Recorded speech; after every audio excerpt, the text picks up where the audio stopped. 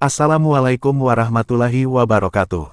Kisah ini akan membawa Anda pada sebuah perjalanan luar biasa, menelusuri jejak hidup Gibran Rakabuming Raka, yang sejak kecil telah ditandai oleh takdir lewat sebuah ramalan mengejutkan dari seorang ulama besar, Gus Dur.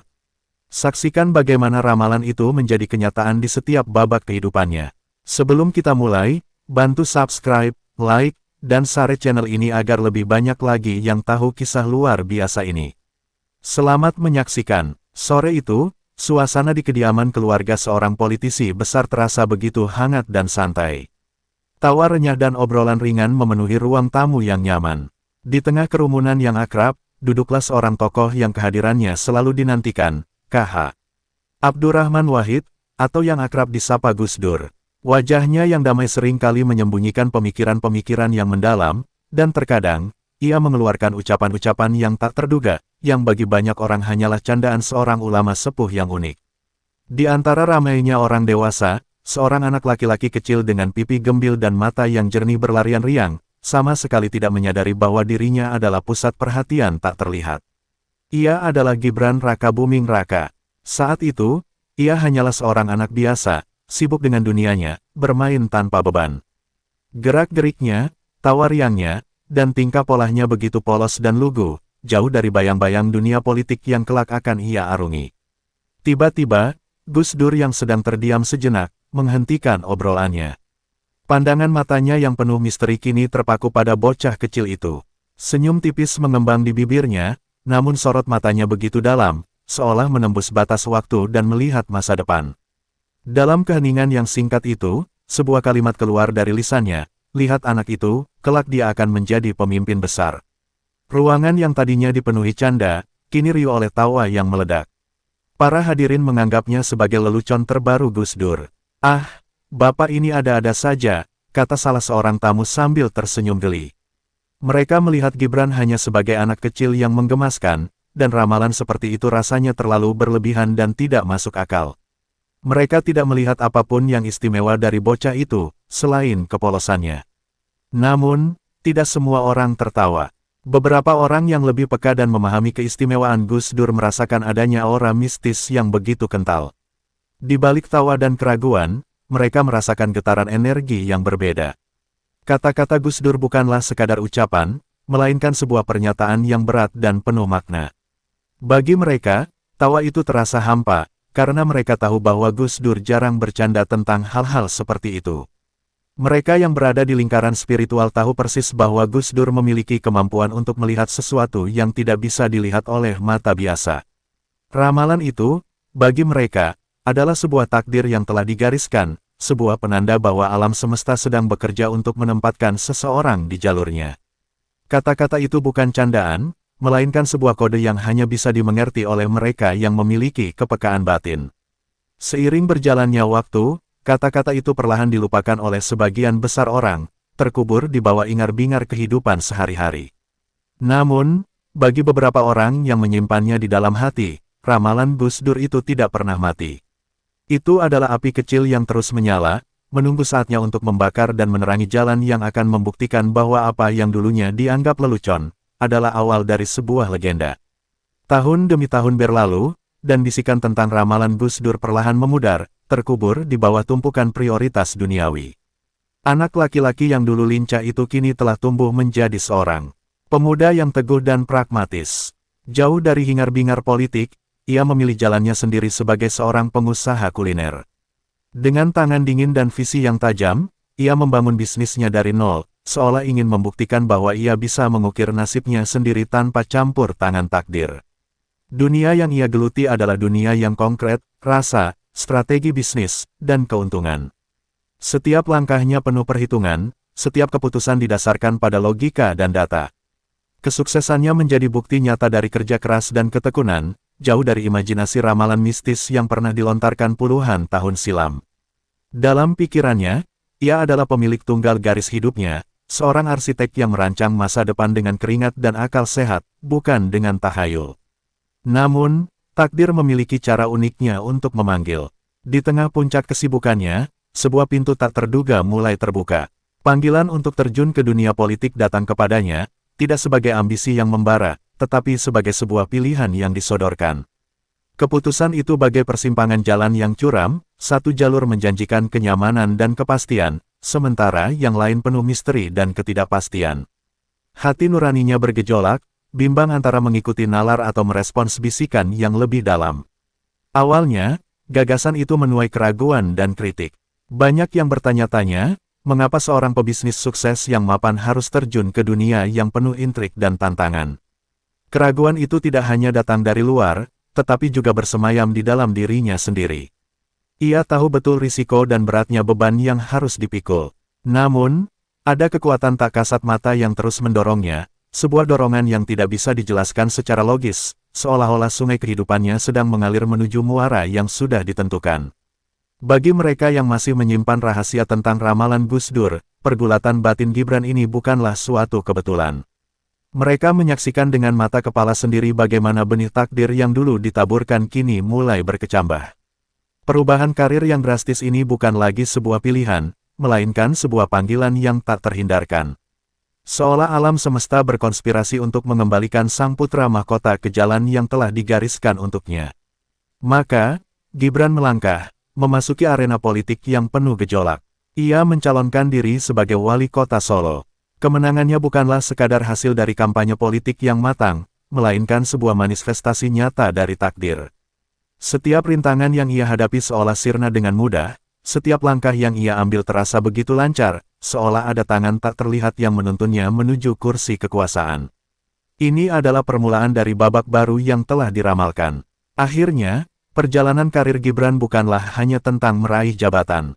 Itu adalah sebuah babak dramatis dalam kisah yang lebih besar, sebuah bukti nyata bahwa ramalan spiritual yang dianggap lelucon kini sedang terwujud di depan mata. Keberhasilannya dari seorang pengusaha menjadi seorang pemimpin lokal adalah pemenuhan takdir yang tak terbantahkan, sebuah janji yang kini mulai dilunasi oleh waktu. Seiring suksesnya Gibran menduduki kursi wali kota Solo, banyak orang melihatnya sebagai pencapaian politik yang luar biasa, sebuah hasil dari ketekunan, strategi, dan keberanian. Namun, bagi segelintir orang yang menyimpan ingatan tentang masa lalunya, keberhasilan ini jauh lebih dalam maknanya. Mereka tahu, ini bukanlah sekadar kemenangan di dunia nyata, melainkan perwujudan dari takdir yang telah diukir sejak ia masih sangat belia. Perjalanan itu bukan dimulai di arena politik, melainkan di dalam sebuah rumah yang dipenuhi fenomena misterius. Jauh sebelum namanya dikenal, saat ia masih merangkak dan belajar berjalan, Gibran bukanlah anak biasa. Ia adalah magnet bagi kejadian-kejadian yang tidak bisa dijelaskan nalar. Suatu malam yang sunyi, saat tangisnya pecah, lampu-lampu di seluruh rumah tiba-tiba meredup dan mati total, menciptakan kegelapan yang pekat dan mencekam. Begitu tangis itu reda, cahaya kembali menyala, seolah ada kekuatan tak terlihat yang menuruti gejolak emosinya. Peristiwa itu bukanlah satu-satunya. Seringkali, saat ia berada di dalam kamar, terdengar suara-suara aneh yang berasal dari sudut-sudut ruangan, sebuah gumaman yang tidak jelas namun terasa berat. Benda-benda kecil sesekali bergetar, seolah terpengaruh oleh sebuah energi yang begitu kuat dari dalam dirinya. Kejadian-kejadian ini berulang-ulang, membuat para penghuni rumah merasa ngeri dan bingung, bertanya-tanya tentang apa yang sebenarnya terjadi.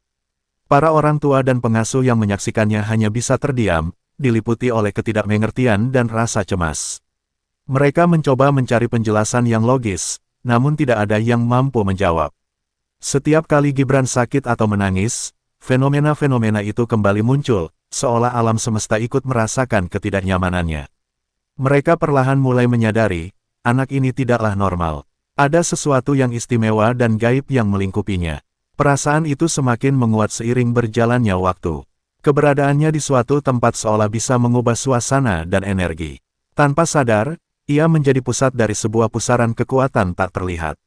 Ia memiliki semacam payung tak kasat mata yang melindunginya, namun pada saat yang sama, ia juga membawa aura kekuatan yang mampu menggerakkan dunia di sekitarnya. Tanda-tanda ini tidak pernah berhenti, hanya saja intensitasnya berbeda. Bagi mereka yang mengerti, kejadian-kejadian di masa kecil itu bukanlah kebetulan. Itu adalah pertanda-pertanda ilahi yang menunjukkan bahwa Gibran telah dipilih. Bahwa takdirnya sebagai pemimpin besar tidak hanya datang dari ramalan seorang ulama, tetapi juga telah diisyaratkan oleh alam semesta sejak ia masih dalam buayan. Kehidupan politiknya hanyalah sebuah jalan yang sudah ditentukan, dan tanda-tanda itu adalah bukti dari garis tangan yang telah dituliskan untuknya. Maka, ketika Gibran muncul di panggung politik, mereka tidak melihat seorang pemula yang beruntung. Mereka melihat seorang yang takdirnya sedang diwujudkan. Setiap langkahnya, setiap kemenangannya, adalah bukti dari sebuah janji gaib yang telah ia bawa sejak lahir. Kemenangan Gibran bukan semata-mata hasil usaha manusia, melainkan manifestasi dari sebuah kekuatan yang telah lama menunggunya untuk mengambil peran yang telah digariskan. Jika masa kecilnya diselimuti oleh misteri tak terjelaskan, maka kehidupan dewasanya sebagai politisi tak luput dari petunjuk-petunjuk gaib yang kian nyata. Di mata publik, Gibran adalah seorang pemimpin muda yang visioner, menggerakkan roda pemerintahan dengan logika dan strategi. Namun, bagi mereka yang peka, setiap langkahnya terasa seperti sebuah skenario yang telah dituliskan oleh tangan takdir, disempurnakan dengan isyarat-isyarat dari dunia yang tak kasat mata. Di tengah kesibukan kampanye yang melelahkan, sebuah peristiwa spiritual yang mengejutkan terjadi. Seorang kiai sepuh yang sangat dihormati, jauh dari keramaian politik, tiba-tiba terbangun dari tidurnya dengan keringat dingin. Ia bermimpi bertemu dengan Gus Dur, yang dalam mimpinya, kembali menegaskan ramalan yang pernah ia ucapkan puluhan tahun silam. Pesan itu terasa begitu jelas, jalan yang ditempuh Gibran adalah jalan yang benar, jalan yang telah digariskan untuknya. Mimpi itu bukan sekadar bunga tidur, melainkan sebuah mandat spiritual yang diturunkan dari alam lain. Kisah mimpi sang kiai menyebar seperti angin, dari mulut ke mulut, di kalangan para ulama dan spiritualis. Bagi mereka, ini adalah validasi tertinggi, sebuah restu yang datang dari Gus Dur, sang wali yang telah tiada, mengonfirmasi bahwa perjuangan Gibran bukanlah ambisi pribadi semata, melainkan sebuah misi suci. Dukungan gaib ini jauh lebih berharga dari dukungan politik manapun, karena ia mengukuhkan Gibran sebagai sosok yang telah ditunjuk oleh langit. Selama masa kampanye, fenomena aneh kembali terjadi. Di malam-malam yang sunyi, beberapa saksi mata mengklaim melihat cahaya misterius yang melayang di atas tempat-tempat Gibran berkampanye. Sinar itu seolah menjadi penunjuk jalan, sebuah lampu suar yang membimbingnya di tengah kegelapan politik. Kejadian ini tidak pernah terpublikasi secara luas, namun di kalangan terbatas, ia menjadi bukti bahwa Gibran memiliki perlindungan dari kekuatan yang lebih besar. Tanda-tanda tidak hanya datang dari luar, tetapi juga dari alam mimpi Gibran sendiri. Dalam tidurnya, ia dikisahkan pernah mengenakan pakaian seorang raja Jawa, sebuah simbol kekuasaan dan kepemimpinan yang telah turun-temurun. Mimpi itu bukan sekadar khayalan, melainkan sebuah penglihatan yang menyiratkan bahwa darah kepemimpinan purba mengalir dalam nadinya, menghubungkan dirinya dengan para leluhur dan takdir kebesaran yang agung. Mereka yang bertemu langsung dengan Gibran pun merasakan sesuatu yang berbeda. Ada sebuah aura kepemimpinan yang terpancar dari dirinya, sebuah energi yang membuat orang-orang percaya dan hormat. Aura ini bukan hanya karisma biasa, melainkan perpaduan antara karisma dan perlindungan gaib yang sering disebut sebagai payung tak terlihat. Perlindungan itu seolah menjauhkan fitnah, mengaburkan serangan, dan memuluskan langkahnya menuju kursi kekuasaan. Pada akhirnya, petunjuk-petunjuk ini menjadi pilar keyakinan yang menguatkan Gibran dan para pendukungnya. Mereka tidak hanya bertarung di panggung politik, tetapi juga di medan spiritual. Setiap langkah dan setiap kemenangan bukanlah kebetulan, melainkan hasil dari perjalanan takdir yang dibimbing oleh alam mimpi, cahaya-cahaya misterius, dan kuasa tak terlihat yang melindunginya sejak lahir. Hari bersejarah itu akhirnya tiba. Seluruh mata di negeri ini tertuju pada Gibran yang melangkah tegap menuju panggung kekuasaan tertinggi, bukan sebagai wali kota, melainkan sebagai wakil presiden Republik Indonesia. Momen ini adalah puncak dari sebuah kisah panjang yang telah disemai sejak ia masih balita. Bagi khalayak umum, ini adalah pencapaian politik yang spektakuler, namun bagi mereka yang mengetahui rahasianya, ini adalah perwujudan nyata dari ramalan Gus Dur yang menghebohkan puluhan tahun silam. Suasana di gedung parlemen terasa sakral dan penuh keagungan. Setiap lambaian tangan, setiap kata yang diucapkan, dan setiap langkah yang diambil seolah mengandung bobot sejarah. Di tengah semua hiruk-pikuk itu, Gibran berdiri tegak, menerima takdir yang telah digariskan untuknya. Ini bukan lagi sekadar pelantikan, melainkan sebuah ritual kenaikan takhta yang telah dinubuatkan oleh seorang tokoh besar yang kini telah tiada. Pada detik-detik krusial saat ia mengucap sumpah, beberapa orang yang memiliki kepekaan spiritual mendadak merasakan hawa dingin yang menusuk. Mereka bersumpah melihat sekilas sesosok arwah Gus Dur berdiri di pojok ruangan, tersenyum bangga. Kehadiran arwah itu bagai restu gaib terakhir yang diberikan langsung, sebuah penanda bahwa janji yang ia utarakan di masa lalu telah terpenuhi. Penampakan itu berlangsung singkat, namun meninggalkan kesan mendalam dan tak terlupakan bagi mereka yang menyaksikannya. Momen tersebut seolah menjadi konfirmasi yang tak terbantahkan. Ramalan yang dulu dianggap lelucon kini berubah menjadi kebenaran yang nyata. Kehadiran Gus Dur di tengah upacara itu menjadi bukti otentik dari kuasa takdir. Hal ini memperkuat keyakinan bahwa Gibran bukan hanya sekadar pemimpin politik biasa, melainkan sosok yang dipilih secara spiritual, seorang yang memiliki takdir ilahi untuk memimpin bangsanya. Peristiwa-peristiwa mistis itu tidak berhenti setelah upacara. Setelah resmi menjabat, dikisahkan beberapa kali mobil yang ditumpanginya mengalami nyaris kecelakaan yang sangat fatal, namun secara ajaib terhindar. Sebuah ban yang seharusnya pecah, sebuah rem yang seharusnya blong, semua tidak terjadi. Ada sebuah kekuatan tak terlihat yang seolah menjadi tameng pelindung, menjaga setiap langkahnya dari mara bahaya. Para pengawal dan orang terdekatnya hanya bisa terheran-heran. Dalam hati mereka, ada kesadaran yang tumbuh bahwa mereka tidak hanya mengawal seorang pejabat negara, melainkan seorang yang dilindungi oleh kekuatan supranatural. Keberadaannya terasa begitu kuat, seolah ada aura magis yang terus memancar, menjauhkan segala bentuk keburukan dan kecelakaan, menjadikannya sebuah fenomena yang tidak bisa dicerna oleh akal sehat. Akhirnya, pelantikan Gibran sebagai wakil presiden bukanlah akhir dari sebuah cerita, melainkan puncak dramatis dari sebuah perjalanan takdir. Setiap kejadian, dari ramalan Gus Dur, tanda-tanda masa kecil, hingga peristiwa gaib saat pelantikan, semuanya adalah kepingan teka-teki yang kini tersusun sempurna. Ramalan telah tergenapi, dan kuasa tak terlihat telah membuktikan bahwa jalan yang dipilih Gibran memang telah digariskan sejak lama. Kemenangan itu akhirnya lengkap. Langkah Gibran menuju singgasana kekuasaan telah sempurna. Dunia melihatnya sebagai sebuah kemenangan politik yang epik, hasil dari kampanye cerdas dan dukungan yang solid. Namun, bagi mereka yang telah mengikuti alur cerita dari awal, ini bukanlah akhir dari sebuah kontestasi, melainkan pembuktian dari sebuah ramalan yang telah terukir dalam garis tangannya. Perjalanan yang ia tempuh bukanlah sekadar perjuangan manusiawi, melainkan sebuah takdir yang mutlak. Narasi publik berbicara tentang strategi, manuver, dan popularitas, namun narasi spiritual bercerita tentang kuasa yang tak terlihat. Di balik setiap keputusan politiknya yang tepat, ada bisikan tak terucap yang membimbing. Di balik setiap rintangan yang berhasil ia atasi, ada sebuah perlindungan gaib yang menghalaunya. Kemenangan ini bukanlah hasil dari ambisi pribadi yang menggebu, melainkan sebuah manifestasi dari kehendak yang lebih tinggi yang menuntunnya menuju tujuan yang telah ditetapkan. Kekuatan itu tidak hanya memuluskan jalannya, tetapi juga memengaruhi segala hal di sekitarnya. Tawa Gus Dur di masa lampau bukanlah ejekan, melainkan sebuah titah spiritual yang merestui masa depannya. Kejadian-kejadian aneh di masa kecil bukanlah kebetulan, melainkan pertanda bahwa ia telah ditandai sejak dini. Dan penampakan arwah Gus Dur saat pelantikan bukanlah ilusi, melainkan sebuah konfirmasi bahwa janji suci telah tergenapi.